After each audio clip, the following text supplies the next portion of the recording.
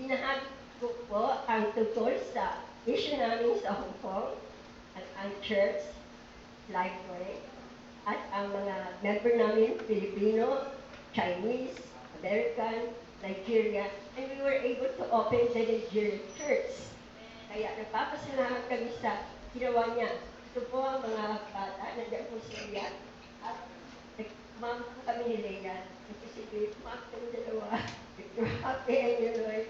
And we are excited, and we pray for them, for the parents, the teachers, and everybody that understands, Lord.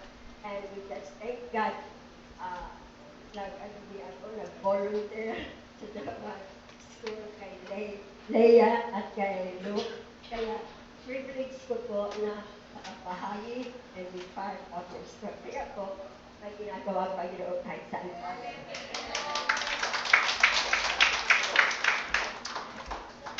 That is so good. Sabi po niya sa inyong katabi, mabuti ang Diyos. Lord. Again, let's come before the throne of God. Sa panalangin po, itaas po natin muli ang ating dalawang kamay. At tayo po yupo po sa Diyos sa panalangin. Amang banal, salamat sa pagkakataong mag-aral ng iyong salita. Ang ibang mga tao ay walang oras para sa iyo. Ngunit nandito ang iyong mga anak, uhaw sa iyong presensya, gutom sa iyong gagawin sa aming buhay. Dahil maliban sa iyo, Panginoon, ay wala kaming magagawa. Kailangan namin ng iyong talino sa aming pagbubulay ng iyong salita. Hawiin mo ang mga problema, mga pagsubok ng buhay. Hayaan mo ang makita lagi namin ang kalooban mo sa aming Panginoon. Sa pangalan ni Jesus, sa lahat po na anak niya magsabing, Amen. Palakpakan po natin ang Panginoon. Amen. Thank you, Lord. Okay. If you have your Bible, turn with me on the book of Haggai. Sa lumang tipan. Sa minor prophets. Ang bandang bago mag-Matthew po, nandiyan po ang Haggai. Haggai chapter 2, from verse 2 up to verse 4. Okay? Let's read it. Haggai 2, verse 2 up to verse 4. Ay po lahat, 1, 2, 3. Speak to Zerubbabel, son of Shealtiel, governor of Judah, to Joshua, son of Jehozadak, the high priest, and to the remnant of the people, ask them. Verse 3. Who of you is left who saw this house in its former glory? How does it look to you? Does it not seem to you like nothing? As verse 4. But now be strong, O Zerubbabel, declares the Lord. Be strong, O Joshua, son of Jehozadak, the high priest. Be strong, all you people in the land, declares the Lord.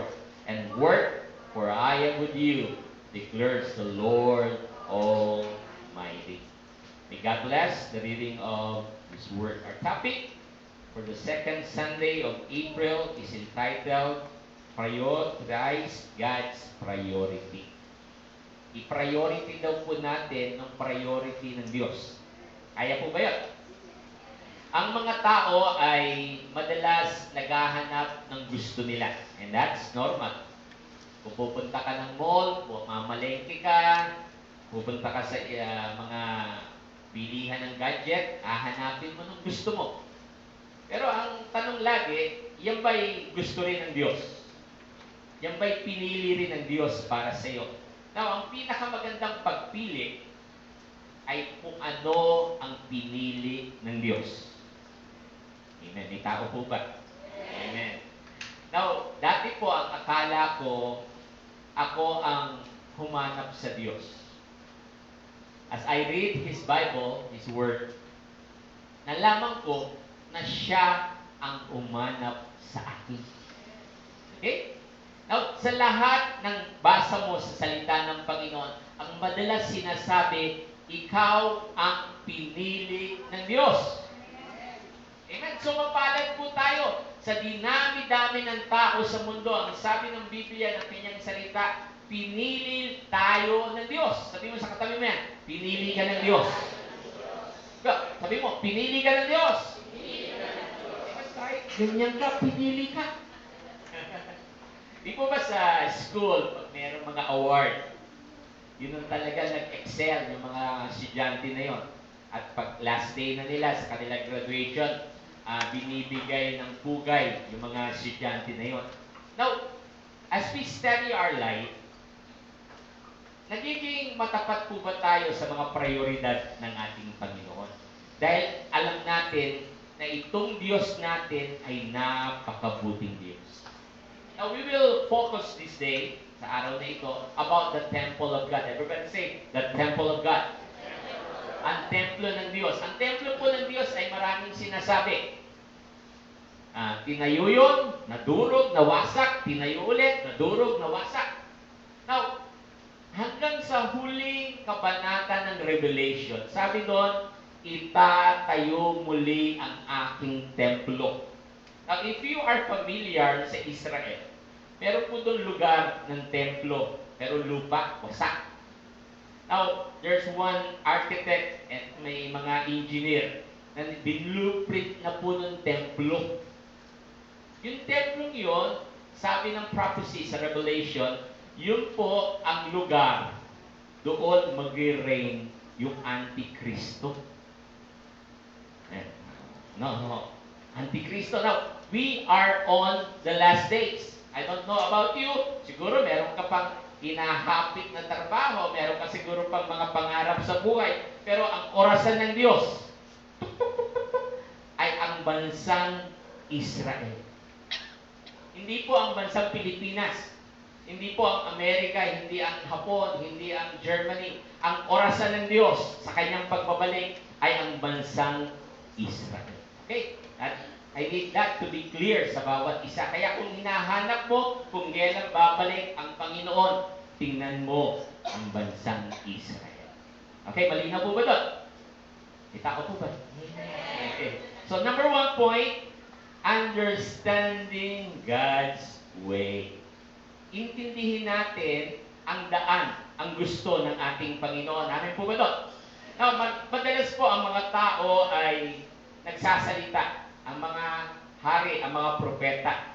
Pero ano nga ba ang boses at gusto ng ating Panginoon? Kung pupunta ka diba ng Baguio, ilan ba ang daan? May Camilian, may Marcos Highway, ano ba? Cannon Road, maraming daan. Pero ang papunta sa Panginoon, iisa lamang po ang daan. Now, klarong-klaro sa Biblia, hindi reliyon ang daan. Hello? Amen. Sabi nga, ang reliyon, ito'y pag-aaral kung papaano minahal sila, kung papaano ang tao. Pero ang Kristyanismo ay kung papaano ay pag-aaral kung papaano ang Diyos minahal ang tao. Hello po? Kapasalapan mo ba yan? Yan katabi mo na yan, mahal ng Diyos. Sabi mo sa katabi mo, ikaw. Mahal ka ng Diyos. Amen? Bagamat ang tayo, ay may mga limitasyon. Di po ba? May mga standard. May mga pinupuna, may mga tinitingnan lagi. Pero ang Diyos ay kusang minahal tayo para maintindihan natin ang buhay na ito.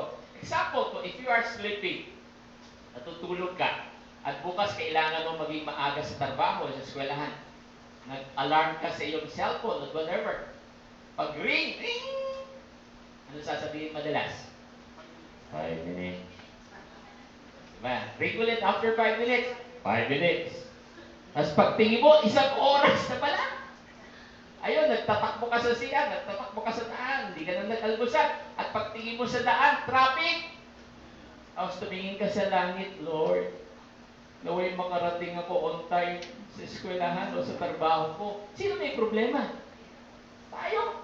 Kasi nga po, madalas natin pinipilit ng gusto natin. Akala natin, kung saan tayo masaya, doon magiging masaya ang tao, no? Ang gusto mong saya ay pangsamantala lamang. I'm telling you that. If you are with your best friend, mga kaibigan mo, di ba, ang sarap-sarap, masaya. Kung ikay bagong sweldo, bago kang bigay sa iyo ng iyong negosyo, ang galing-galing. Pansamantalang kaligayahan lamang yun. Pero ang totoong kaligayahan na magpapasaya sa atin ay yung gusto ng Diyos. Itong ginagawa po ba natin pagsisimba, gusto yan ng Diyos? Amen. Ang sarap matulog. Ba't kailangan gumising ng maaga? Linggo naman, walang pasok. Dahil mahal mo ang Diyos. Sinasabi mo sa katawan ito, "Uy, gising ka! Ito ang araw ng Diyos. Kailangan kong magsamba, kailangan kong magpuri, kailangan kong magpasalamat. Dahil ang nagpapalakas sa tao ay walang iba, kundi ang ating Panginoon." Palakpakan nga natin po ang ating Panginoon. Amen! Thank you, Lord! Now, number 2, take God seriously. Amen? Pag ikaw'y nasa ospital at tinanong mo sa doktor, "Doc, ano po ba ang resulta ng check-up ko?" Pag sinabi ng doktor, serious, ay delikado. Ha? Di ba? Ang word na serious. Yung sakit mo, serious yan. Pero may isang serious na kailangan nating maintindihan. Dapat po pala sa ating pagsunod sa Panginoon, seryoso tayo. Sabihin mo sa katabi mo, dapat seryoso ka. Amen. Dapat hindi tayo natatakot sa anumang mga bagay dahil alam po ng Panginoon ang kanyang plano, ang pinakamagandang plano para sa atin. Hello? Amen. Siguro ang buhay na ito ay mahirap. May isang young person, may isang lalaki, siya yung kabataan. Alam niya magplano ng buhay. Sabi niya sa kanyang planner, after 22 years, ay magtatrabaho na ako. Nasa high school siya. Pagdating ng 25, dahil may pera na ako, mag-aasawa na ako. Pag 30 na ako ang pinakamayaman sa subdivision namin. Grabe magplano, no? So, ang dami niya sinasabi, pero ang tanong, may plano ka rin ba sa gusto ng Diyos? Kaibigan, kapatid sa Panginoon, kung lahat ay kaya mong iplano sa buhay mo, sa pamilya mo, sa negosyo mo, sa trabaho mo, pero wala ang Diyos, yung plano na yan ay masisira naman.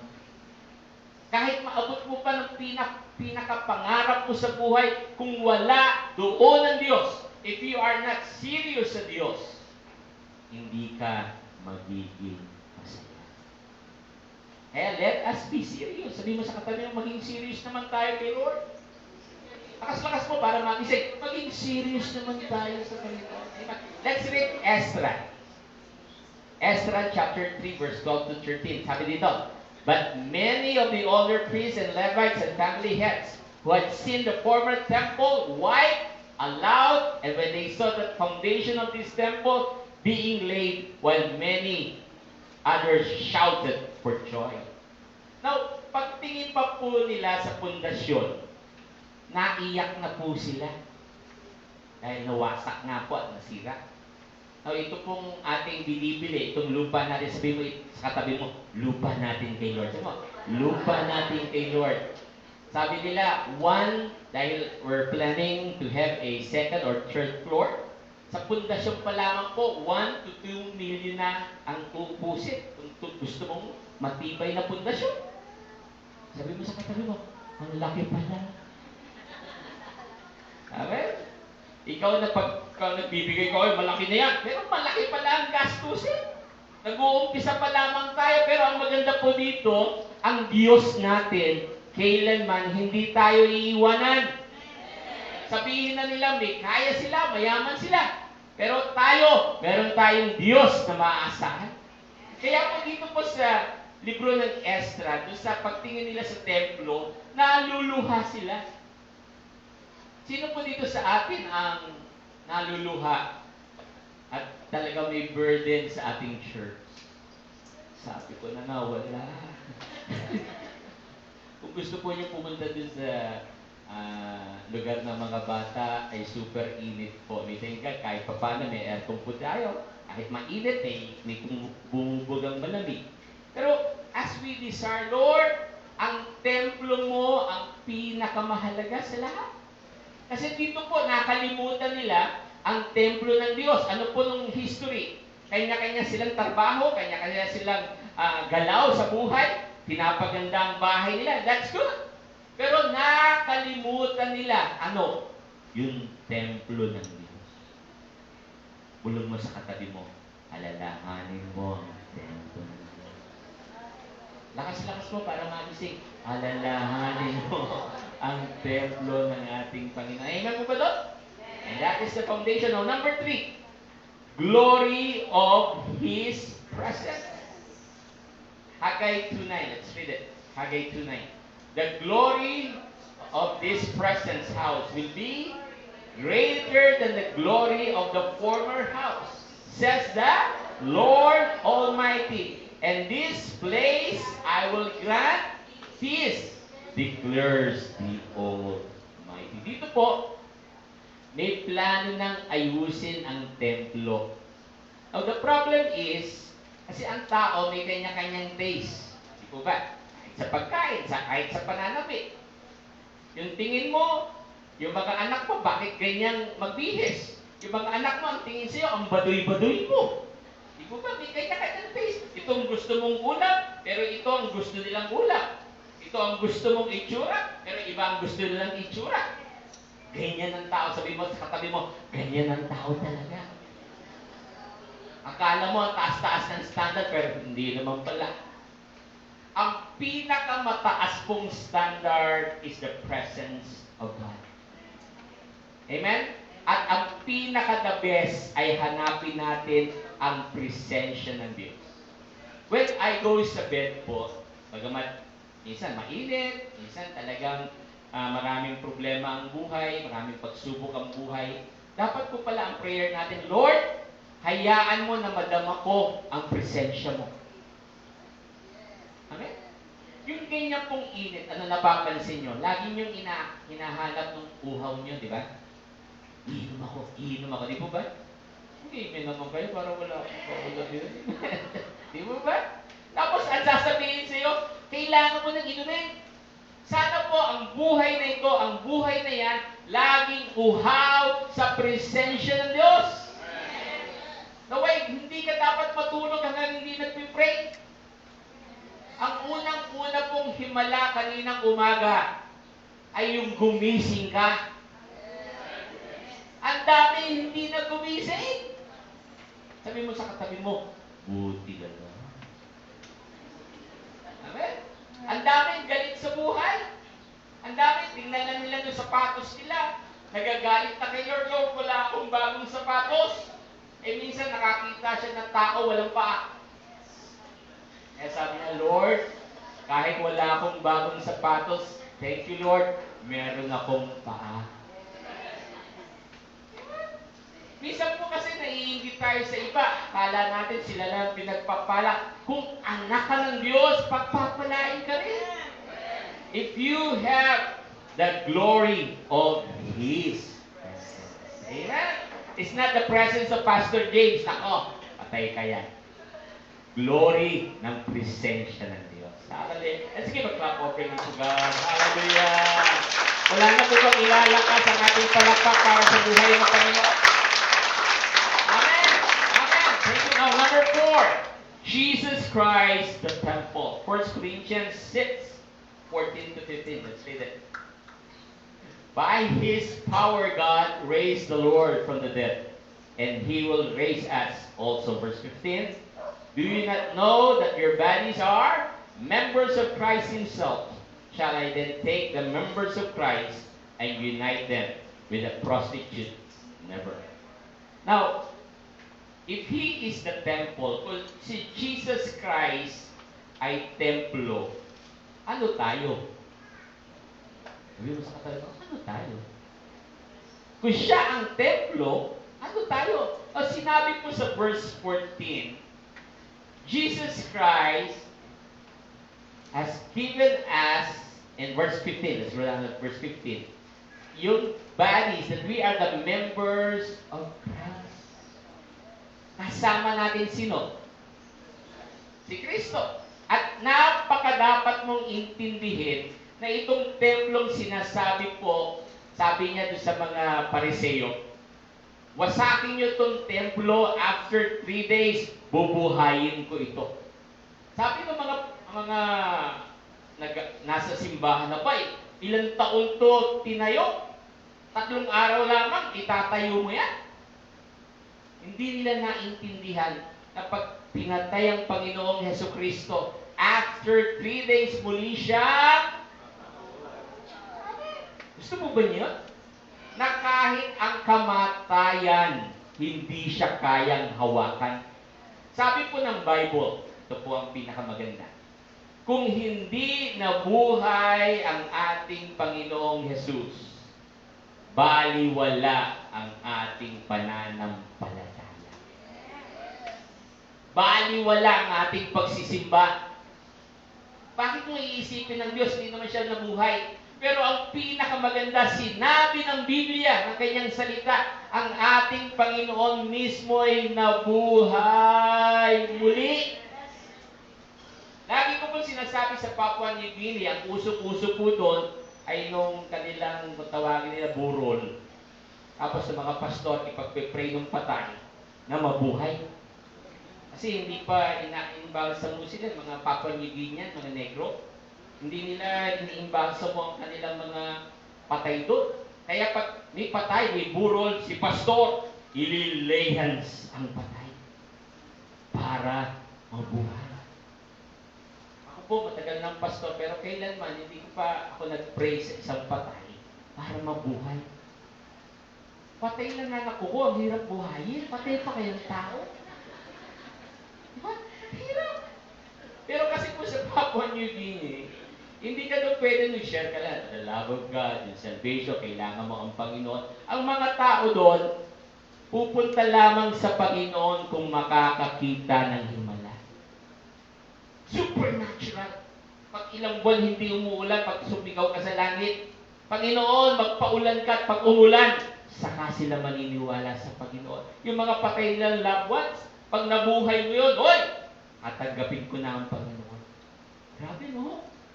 Pero salamat sa Pilipinas. Nasa Pilipinas tayo, amen? At ng ating mga kaibigan ng mga Roman Catholic, when you share the Word of God, ang dali-daling i-accept ang Panginoon.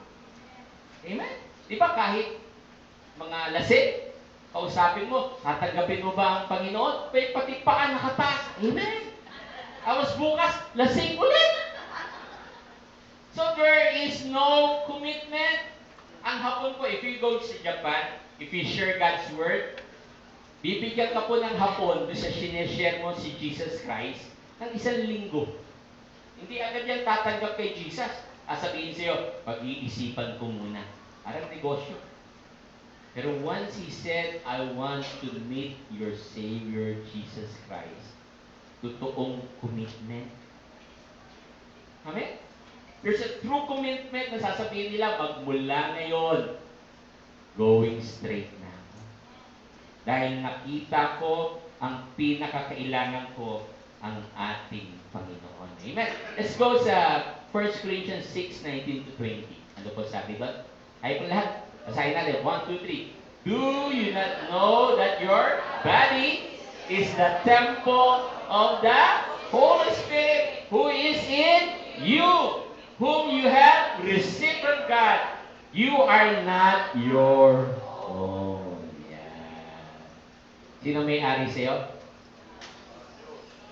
Bakit ganyan kang umasta? Parang ikaw may-ari ng buhay mo. Bakit pag nagpaplano ka sa pamilya mo, sa negosyo mo, parang ikaw lang ang nag-iisip? Parang sasabihin mo, Lord, bless my business. Pirma, Lord, pirma. When He had said, you are not your own. Kung bababa pa tayo sa verse 20, ano sabi sa verse 20? You were bought at a price. Therefore, honor God with your body. Woo! Binili daw po tayo sa pinakamahal na presyo. Sabihin mo sa katabi mo, pinakamahal ka. Ako po, nung panahon namin, ang tawag sa relo, yoyo. Ganda naman na yan, yoyo mo, relo. Kung pupunta ka po ng Recto, ng Divisoria, nandun po ng mga relo na fake na 120. Pero titignan mo, ang laki ng ulo, yung breast meat, kuwang-kuha, 120 lamang. Pwede kang mag-relo every week. Mura-mura. Pero ang tanong, tatagal ba? Peke eh. Now, ang buhay Kristiyano, kung peke, hindi tatagal. Kung fake na Kristiyano, kung pupunta ka lang sa simbahan at fake ka, matatagal kaibigan. Pero kung ikay genuine, kung ikay totoo, tatagal ka. Di po ba ang ginto? Pag ito'y nilalapit sa apoy, pag ito'y fake na ginto, ano mangyayari sa ginto? Mahilig sa mga ginto, iitim yan. Pero kung totoong ginto, ilapit mo sa apoy, ano mangyayari? Lalong lalabas ang pagiging ginto. Kaya tayo, lumalapit pa tayo sa Panginoon, ang puti-puti mo, na kung ano-ano nilalagay mo sa whitening sa skin mo, pero paglapit mo kay Lord, abay nagiging negro ko. Parang gintong umiitim. Bakit? Hindi nagiging totoo. Now, we are bought at a price. Kaibigan, kung maintindihan mo lamang kung gaano kamahal ikaw, pinili ka ng Panginoon. Sabi mo sa iyong katabi, mamahalin ito. Hindi ito pang divisoria. Bahala ka kung gusto mong divisoria ka. Hindi, mamahalin ito. Amen? Hindi ito pang rekto na kahit anong papeles pwedeng i-fake. Fake kasi doon eh. Dahil ang Diyos ang bumili sa kanyang mga anak. Now, do you love our country, the Philippines? Mahal po ba niyo ang ating bansa? Now, ito pong dadating na eleksyon as a Christian. We should go out and vote.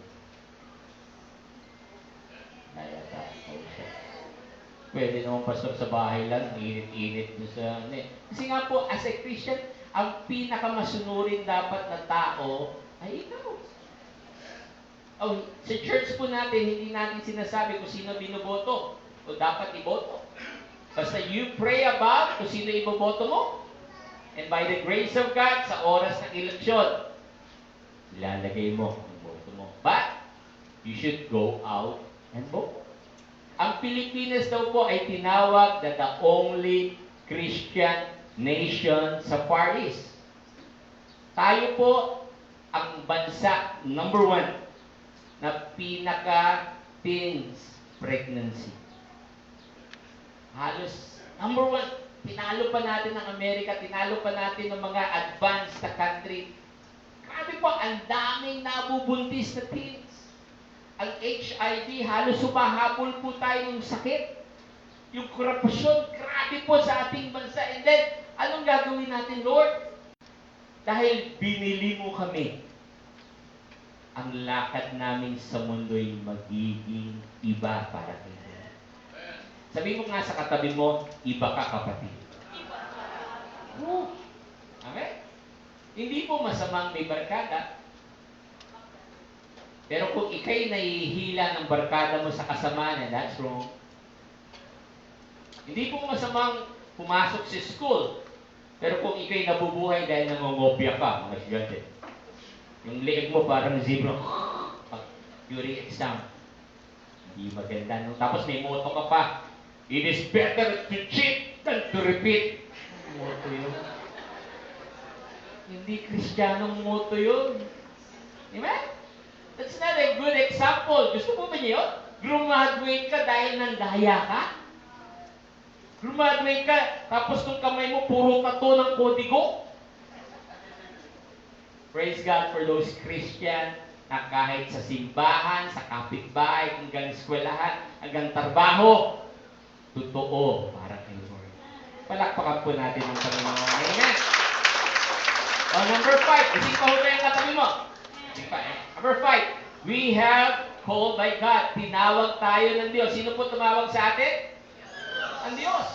Pag ikaw po, siguro may sakit ng kaibigan mo na sabihin na natin tuberculosis TB. Sabihin mo sa kanya, Brad, hihingaan kita. At paghinga ko sa iyo, yung tuberculosis mo, mawawala. Kaya pagharap mo sa kanya, ikaw nung wala na ba? Lalo lumaya yata. Pero subukan mo naman yung may sakit ang huminga sa'yo. Pwede ka magka-virus. What do you mean, Pastor? Ang kasamaan, ang daling manghatak. Ang laman, ang gusto ng laman, ang gusto ng sarili mo, yan ang ayaw ng Diyos. Kaya tinawag po tayo, nino po, ng ating Panginoon. We are being set apart. Binukod tayo. Sabihin natin, binukod tayo ng Diyos. Tinawag tayo ng Diyos. Amen? If you know Billy, what's that? No, is that, forget his name. Si Bill po, pangalan niya Bill. Graham something. Graham Paul yata po yun. Siya po ang nag-invento ng telepono. Graham Bell. Yung po palang salitang hello, di ba? Pag may telepono ka, hello, hello. Yung po pala yung pangalan ng girlfriend niya, si Margaret. Hello. Makakalimutan mo si Graham? Makakalimutan mo siya, pero yung girlfriend niya, yung hello, never na never makakalimutan. Kaya sabi niya, lahat ng tao, pagkukunin ng telepono, sasabihin ang pangalan ng girlfriend ko. Grabe mo. Ayan, pinauso niyo yun. Ayan, pag sasagot ka ng telepono, hindi yes, hindi no, hindi bakit? Hello. Gaano niya kamahal ng girlfriend niya kahit hindi siya maalala. Basta maalala, ang girlfriend niya si Margaret. Hello. Now, sa mga pinata dito, kung mag-i-invento kayo ng something, dapat pangalan pala ng girlfriend niyo. No? Paano pa pag nagkahiwalay kayo, problema mo na yun. But God is good. He called us at tinawag tayo sa kasamaan upang maging mabuti. Now, number 6, the challenge. Ano ang hamon sa atin? Ito pong Egypto for 400 years ay in captivity bilang alipin. Paglaya po nila, saka po sila nagkaroon ng templo. Now, may isang, what's that? Way back 1970s yata, ay may isang kalbo. Sabi niya, nagpauso siya, ang mga kalbo ay mga gwapo. Kaya ang daming nagpakalbo. Biglang pumasok ang F4. Sabi ng F4, ang mga long hair, mga gwapo. So, ang dami nagpahaba ng po. Yung panahon ng bell bottom, di ba? Pag naglalakad ka, parang pinawalis-walis mo nun sa lumilinis. Di ba? Yung mga nakakaintindi ng bell bottom. Tapos ngayon, ang uso yata ng elephant pants. Isa pagtingin mo naman, mukha namang elephant. At may pants-pants pa sila. Now, the challenge is, ang mundo, hinahamon lagi ang pagiging Kristiyano natin. Hello? Ang mundong ito ay madali tayong pabaksakin kung hindi tayo makakahawak kay Lord. Now last, number 7. Holy God to a holy nation. Isa po kasi feeling natin, sumusunod na tayo sa Panginoon eh. Talagang ang buhay natin ay puting-puti na. Remember nung commercial ng Tide? Yung t-shirt niya, puti na. As biglang dumaan ng Tide, woo! May mas maputi pala. Remember that commercial? Now, yung buhay na yan, akala mo okay na. Akala mo maputi ka na. Akala mo oaks na kayo ni Lord. Pero kung wala si Lord, you can never be holy. Hallelujah. Amen? Kaya po, in my conclusion, let's always choose God, who knows the very best para sa atin. Yung bukas, yung parating na isang linggo, yung parating na isang buwan, yung parating na isang taon, yung parating na 10 years to go, alam na niya the best para sa atin.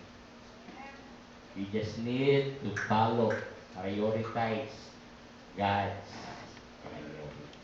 Let's all stand. I ask the worship team to please help me. and singing that song again, kay buti mo.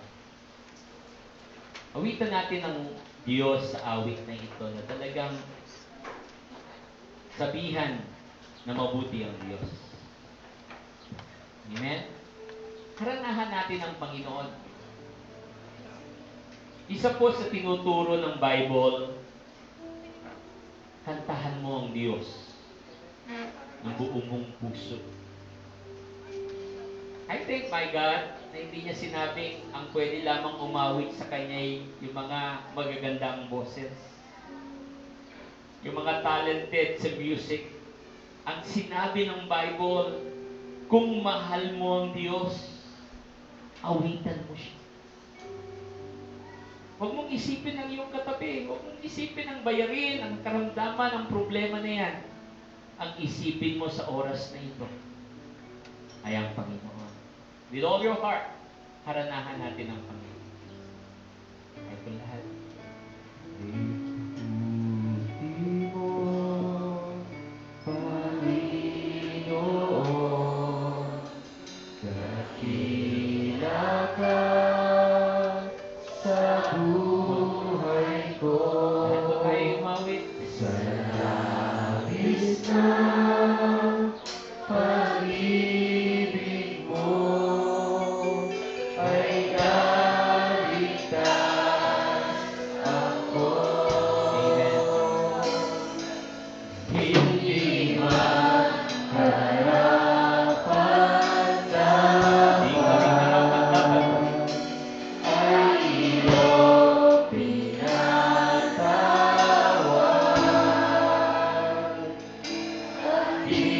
Binigyan mo pa ng dilig. Tinuruan mo umawit. Kaya ngayon ang puso't isip ko isang Lahat po tayo sabihin ito. ang pagpupuri pa sa salamat ay sa'yo na Sa iyo lamang, Panginoon. nararapat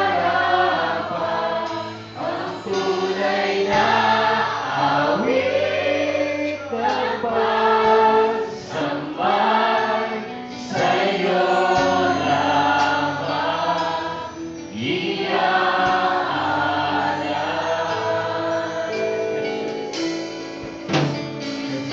Come on. Again, let's sing that kay buti mo, Panginoon. Everybody now, with all your mouth. Come on. Buksan natin ang ating bibig. Kantahan natin ang Panginoon. Sing for God. Sing for the Lord.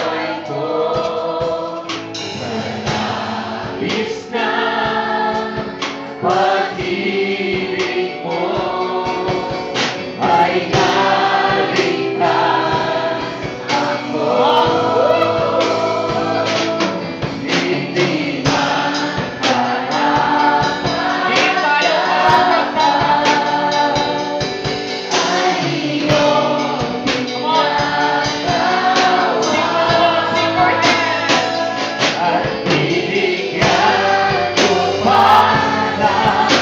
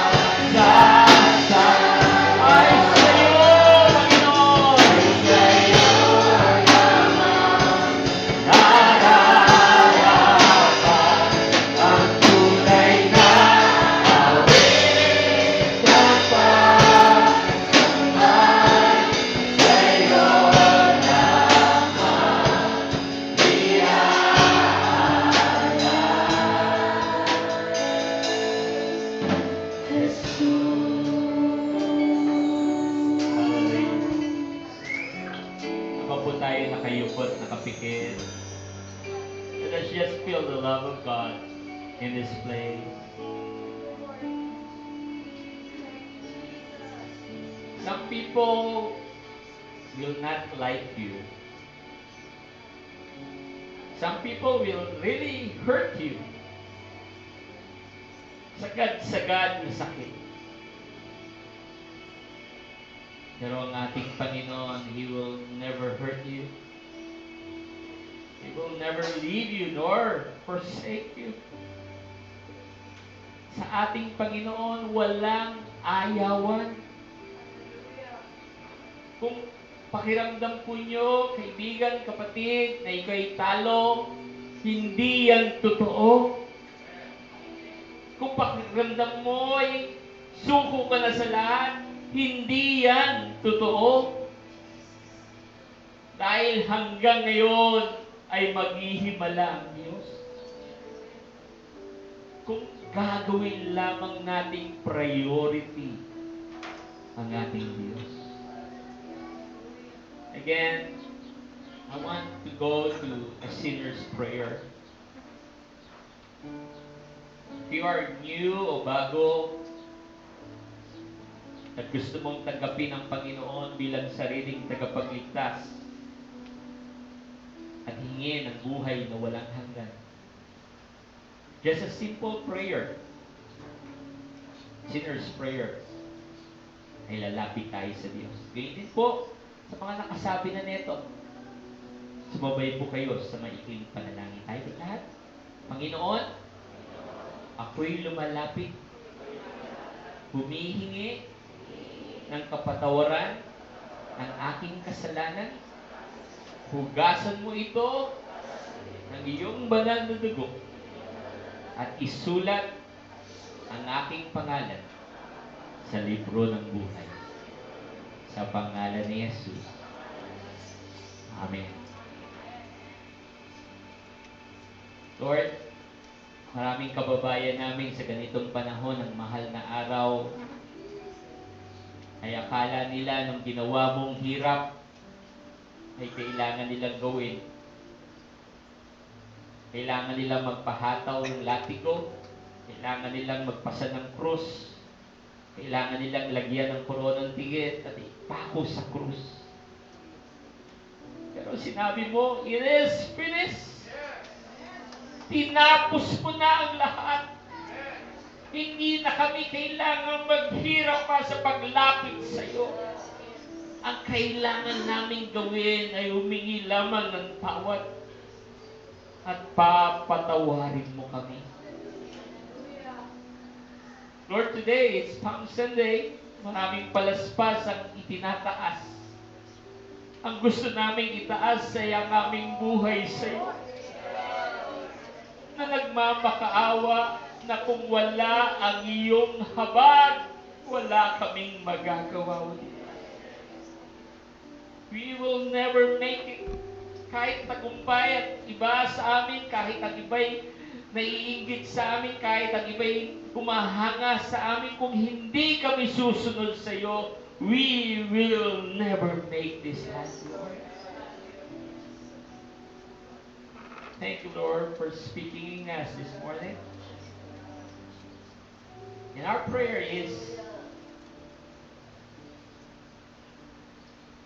gawin mo kaming palaspas ng mundong ito, Diyos. Na pag kami tinignan, ang makikita ay ikaw na nasa aming buhay. Not our weaknesses, hindi nung kahinaan namin, hindi nung ugali naming pangit, hindi nung gusto mo sa aming buhay. If that is your prayer this morning, itaas mo ang iyong dalawang kamay. Sige po. Huwag kang mahiya. Huwag kang matakot. That is your prayer. Hallelujah. Lord, almost all hands ay nakataas.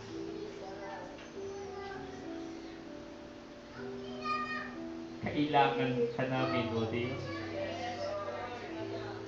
kailangan ka namin. Hindi kung bago kami, hindi dahil matagal na kaming Kristiyano. Hindi dahil mabuti ang aming Diyos. Lord, alam namin sa church ay we are being pinapalakas mo kami. But when we go out, minsan halos sa trabaho ay nag-iisa kami. Ang aming mga kaklaseng hindi nakakakilala sa iyo. Ang aming mga barkada ay iba ang kaligayahan. Pero dahil pinili mo kami, gawin mo kaming palaspas na ang makikita ay ikaw sa buhay namin. Lord, forgive us in our weaknesses. Yung mga ugaling pakit, yung mga ugaling hanggang ngayon ay binibaby namin, alisin mo yun, Panginoon. Maging totoo kami sa iyong harapan. At lalong maluwalhati ang iyong dakilang pangalan. Oh, hallelujah. Something good is about to happen.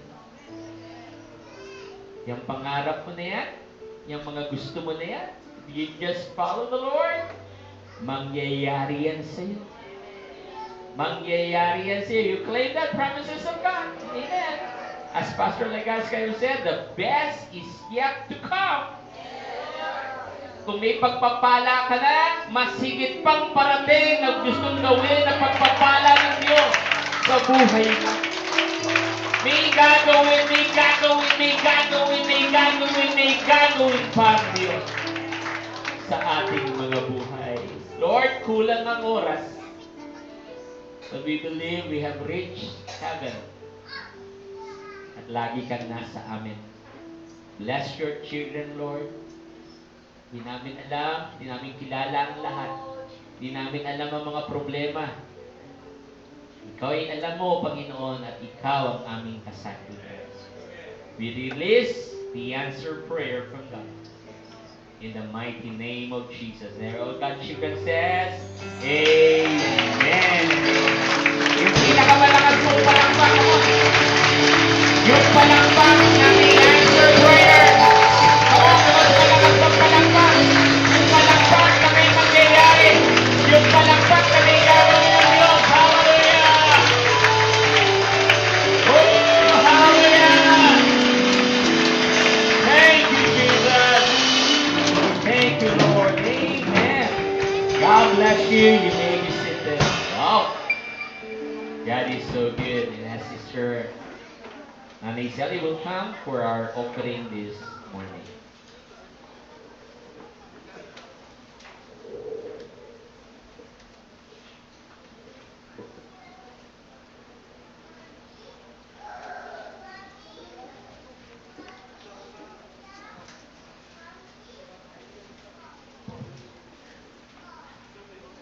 Good morning po sa ating lahat. Ito po yung oras ng ating pag-aalay sa ating Panginoon. Tayo po ay umasa mula sa Efeso chapter 5, verse 2. Ang sabi po roon ay, live a life of love, just as Christ loved us and gave Himself up for us, a fragrant offering and sacrifice to God. So, ang ganda po ng narinig natin sa sermon ng ating pastor. Yung mga binigay sa atin ng Panginoon, buhay na walang hanggan. Lahat tayo naririto dahil sa mga kaloob ng Panginoon. Ang tanong ngayon, ano naman ang response ng bawat isa? Ang sabi po sa Hebreo chapter 13 verse 16, do not neglect doing good and sharing with such sacrifices. God is this. Hallelujah. Kanina po, ang ganda ng ating mga inawit sa praise and worship. Sa mga panalangin inalay kanina, ando ng ating mga pasasalamat. Hallelujah! Lalo na, nang pinakain tayo ng salita ng Diyos, lahat tayo busog! Amen! Ayaw ko lang sa inyo kung di kayo nabusog. Pero ako nabusog. Hallelujah! So nakita po natin, yung apat na bagay na nagbibigay ng lugod sa Panginoon. Apat na bagay. Ano yun? Sinabi nga po sa Diego, yung pagpupuri pa sa salamat, ano pa? Maggawa ng mabuti. Wala na natin isa-isahin kung paano ipagawa ng mabuti. Okay? At ano pa? Yung pagkakaloob ng bahagi. Bahagi lang to. Hindi yung buong buo. Bahagi lang ng kung ano ang tinanggap mo sa Panginoon. Kaya meron tayong tithes and offering. So, bakit natin tithes and offering? Kasi, gusto ng Panginoon na marami pang mga kaluluwa ang lumapit at makakilala sa Kanya. Mahal ng Panginoon yung Kanyang nilikha, kaya ang nais niya, yung mga nasa kadiliman, makakita ng liwanag at muling makasama ng bawat isa sa loob ng iglesia. Ang sabi nga ni Pastor, mula sa Hagay, ito ay templo ng Panginoon. At dito sa templo, ito ang church. Church is life and love-giving body na ang ulo ay si Kristo. Ngayon po, paano po makakausad ang iglesia kung wala tayo o walang magkakaloob para sa gawain ng Panginoon? Ganyan po. Nagagalak po ba kayo kung ang offering basket ay dadaan sa inyong harapan? Ready ba kayo? Siyempre, kasi sabi nga po, ang pagbibigay ay, ang pagbibigay ay nagbibigay ng pagpapala. Meron nga po kung nabasa, sabi gano'n, there is no true happiness in having or in getting. Yung tunay na kaligayahan, hindi lang kung anong tatambak meron ka o kung ano pang karami ang tatanggapin mo. Kung hindi yung pusong marunong magbigay.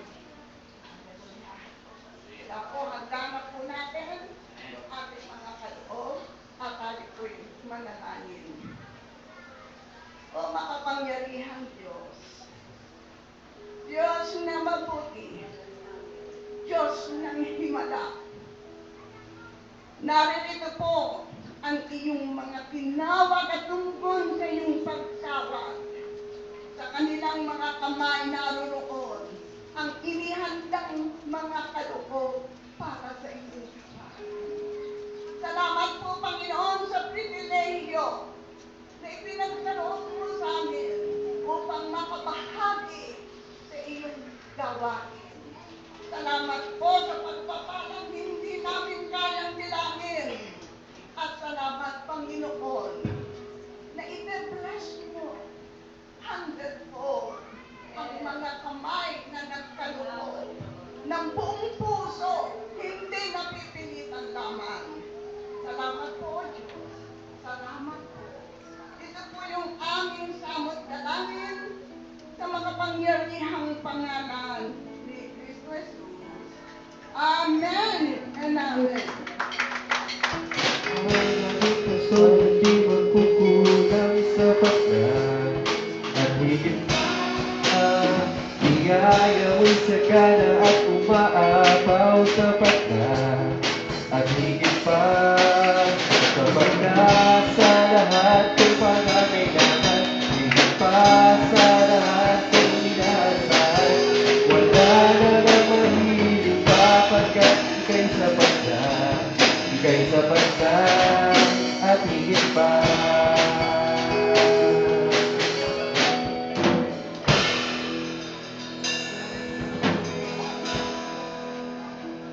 Let's go sa ating mga announcement.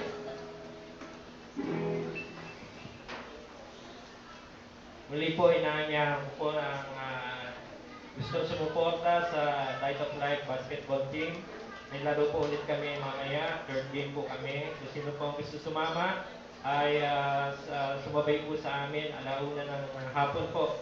Simula po tayong alis dito. Bilamang po. Kunin na po. Okay, si Sir Clark.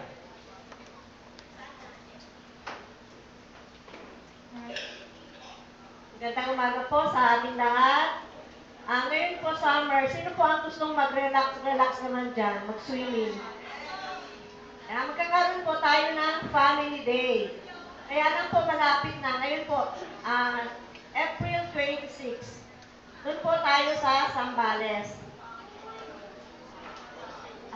Ann and Sand Beach Resort.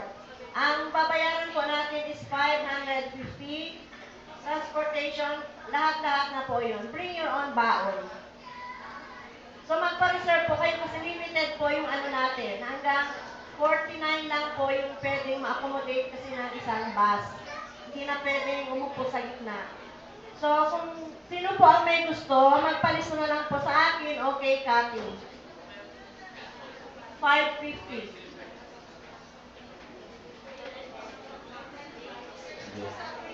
Sa next Sunday. Next Sunday siguro pala. So 520 per 550 per head. Dahil po yung lugar ay wala na pong entrance fee. Wala na, libre na po. Tapos ang cottage, yung dalawang cottage na malaki, babayaran na po yun ng simbahan, ng church. So ang ating na lang po ng 550, yung po ng bus. Masasakyan po natin, balikan na po, 550. So ito na yata ang pinakamura nating family day, 550 pesos. Tataka nga ako bakit walang entrance fee, dahil beach yun. Yung palang beach na yun, walang dagat. Hindi, may dagat po. May dagat po yun, may dagat. Talo po kami mga tatay, ayan yata yun, kami mga tatay, ang gusto lamang din sa taas ng antipolo, mga swimming pool, ayaw ng mga nanay, gusto nila talagang dagat. Yan daw po nung pupuntahan. So we take up, there's no more entrance fee. Wala na rin po nung mga cottages, babayaran na po ng church. Dadalhin mo lang sarili mo, baon mo, lunch mo, merienda mo, at ng pambayad ng bus. 550 per head. Kaya if you are interested, na sumama, ito po yung April 26, Friday. Friday po yan, April 26, Friday.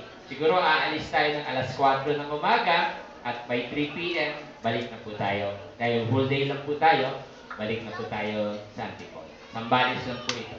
Hindi ko alam how many hours na. Any idea? 3 hours siguro. So kung maalis tayo ng 4, by 7 a.m. ay nandun na po tayo sa Zambales.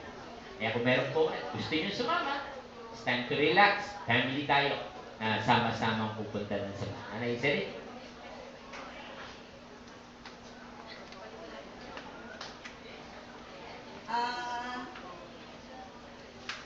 Mamaya kung 5 o'clock, alam ko mainit ang panahon. Pero, kung mahal natin ang family natin, siyempre, meron tayong pagkakataon, mamaya po mag-attend card naman. Meron pa tayong guest speaker, isa pong teacher. Yan. I-incorporate po natin yung ating couples ministry sa ating second service mamaya. So, magkita-kita po tayo. Mamiyang 5. Salamat po. Hintay po namin kayo. Salamat po. So this week ay Holy Week. Siguro sa inyo ay uuwi ng probinsya. Pero ng mga maiiwan po sa Good Friday, ano ba yan? April 19. Good Friday, we have a special service. 9 a.m. Kaya kung nandyan lang kayo sa bahay, we are inviting you for our Good Friday service. It's a special service. At ako po ang taya sa lunch sa SM. Kasi sarado po ang SM sa Good Friday. ang bukas lang pong SM ng Good Friday ay Baguio SM. Buong Pilipinas sarado. Kaya kung gusto nyo i-treat ko kayo ng lunch ng Good Friday sa SM, sumama tayo. Okay, now, this Sunday, ito po, very important. This service, our service is sunrise service, ay Pasko na pagkabuhay. Wala na po tayong alas 9 ng umagang service o alas 5 ng hapon. Ang service po natin next Sunday, ito na po, sa dadating na Sunday ay alas 5 ng umaga. Okay. One thing na maganda dyan, after service, ay meron po tayong masarap na breakfast. Okay? Medyo maaga. Okay? Pag umalis kayo ng bahay na 5 a.m., late na kayo. Okay? We start on time, 5 a.m. Special service po natin yan sa Sunday na yan. So again, kung mga pupunta dito ng alas 9 ng umaga next Sunday, hindi nakikinig. Hindi kayo nakikinig. Dapat alas 5 po. Itong dadating na linggo yan. Alas 5. Ano oras po? Alas 5. Ano oras tayo si Biyernes Santo? Alas 9 ng umaga. Oh, it will be clear. Kaya, if you have some money at you want really to be with us in our family day, 550 lamang per head. Napakamura. Kaya join us po. We would like to be with you. Makausap kayo, makalaro kayo. At higit sa lahat po, doon sa hindi pa po pala nakakasunod sa water baptism. Water baptism is very important. Kung hindi ka pa nababautismuhan sa tubig, meron po tayong water baptism sa ating family day. Okay? If you want to join us, please come sa ating family day. O, meron ba ba? More na siya?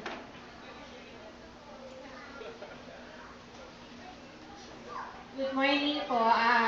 Sa SKC camp po, kung meron pa daw po gustong sumama, pwede daw po pang sumama kung gusto po ninyo isama yung anak niya na 7 hanggang 12 years old. Pwede pa pong humabol na. Sabihin lang po sa akin yung pangalan. Tapos, kahit po dun sa on-site na daw po mag-payment. Bali, 1,550 daw po yung payment. Thank you po sa mga tumulong po sa amin, sa mga nag-sponsor po ng mga batang ipapadala po namin dun sa SKC camp. Thank you po. We thank God also sa ating parang tutorial for the organ, keyboards, drums. May 9 na kataong everyday ay nagpupunta sa church para matutunan po ang ating tugtugan. Kaya, ang prayer ko sa voice lesson kung magaling ka kumanta, turuan mo naman kami kumanta. Marami kang estudyante. Kaya yun yung prayer natin. If we have someone na marunong kumanta, marunong sa mga voices, yan po ang kailangan natin i-improve. Okay. Some more? Meron ba ba? No more? Now, okay, let's all stand. Ay po lahat ay tumayo. Lahat po ng kabataan, teens, young people, young professional, please come here in front. We would like to pray for you. Sige po. Mga kabataan, teens, kahit if you're just a visitor, pero kabataan ka, come here. Gusto ka namin ipanalangin ngayong umaga. Come. Please come here. Ayan. Cross the aisles. Magtikit-tikit tayo sa aisle. Sa gitna. Ayan. Come here. Amen. Kanina yung mga bata, right now is our young people. Amen. Amen. Thank you, Lord. Let's extend our hands toward them. Come on. Sige po. Lord, we thank you for these young people. Sila hinahandog namin sa iyo. Ang sabi ng iba, yung kabataan, ang pag-asa ng bansa, pero kung hindi sila magiging totoo sa iyo, they will fail. Hayaan mo na ang kanilang mga dreams, ang kanilang mga goals sa buhay ay unahin ka. At makikita nila ang pinakamagandang plano ay nagmumula sa iyo. Ano man ang kanilang ginagawa, pag-aaral, trabaho, we claim na maging lalong mas mabuti silang anak. Mas lalong makita sa kanila si Kristo ng aming Panginoon. Iwas po sila sa anumang masasama, aksidente, karamdaman o kamatayan. Hayaan mo na balutan mo sila ng iyong banal na dugo. And as we dismiss, O Lord, this morning, thank you for the time again na makalapit sa iyo. For the time of refreshing na nagpapalakas talaga. Hindi ang tao, hindi ang Light of Life Fellowship, kundi ang aming Panginoon. Hallelujah. Sa pangalan ng Ama na nagbibigay sa amin ng kanyang pag-ibig, sa pangalan ng kanyang anak na si Jesus na nagbibigay sa amin ng kaligtasan at ang pakikiisa ng banal na Espiritu Santo ay sumaaming lahat. Ang lahat po'y magsabi, Amen. Amen. Amen. Sige po, tayo po'y magkamayan. God bless you.